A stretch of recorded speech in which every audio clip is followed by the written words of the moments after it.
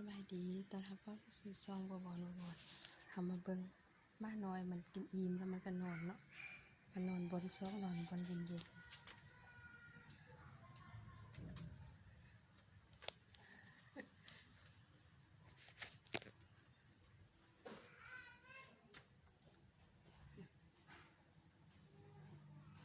ๆมันนอนกองโต๊ะนี่โอ้นี่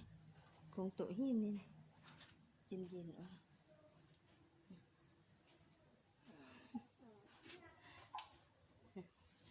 หกตัวลั่นมันลั่นลั่น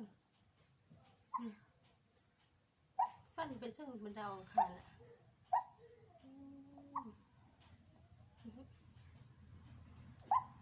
ลั่น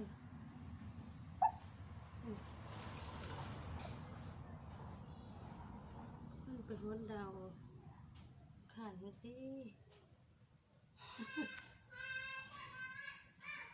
หลอนพาได้กันทำท่าสะเก็ด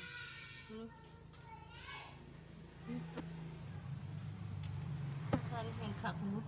เอาหัวอันถึงอันนั้นพุ่นเศร้านั้นพุ่นเย็นดีโอ้นะเย็นดีโอ้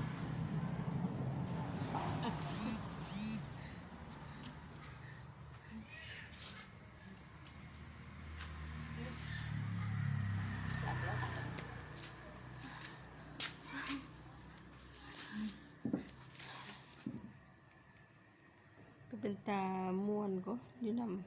ำสัตว์ม้าน้อยแมวน้อยแล้ว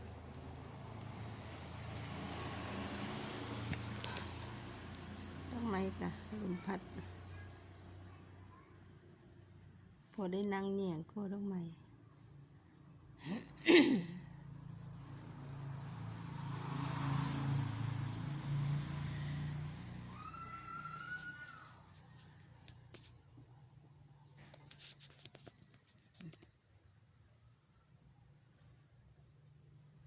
อันนี้มอกัน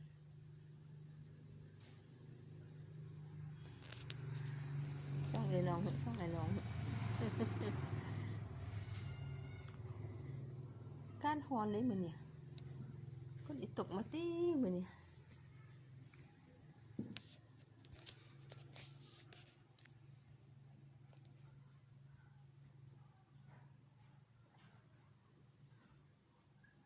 กรรมกรขึ้นไปเรียกกระเทิงอยู่ผู้เดียวเนาะถ้าลูกค้ามาสั่งไปส่งแล้ว2 เจ้า 3 เจ้า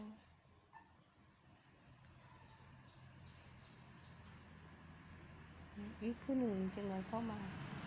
หัวเศร้าหน้า4 เมตร3 ต้นอยู่หน้าร่วงนี่แหละบ้านเขานี่แหละ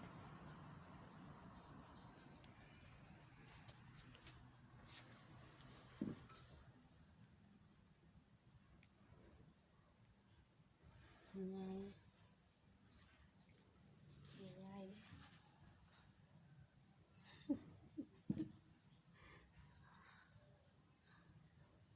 พี่มีความสุขแท้วะเนาะท่านอนเป็นตัวหนึ่งนี่เสื้อตัวหนึ่งไม่ให้เนาะโอ้เรียนเป็นนี่ไงนอนใกล้กันก่อนนอนบ้างไงบุอิดนอนกายคนกันนี่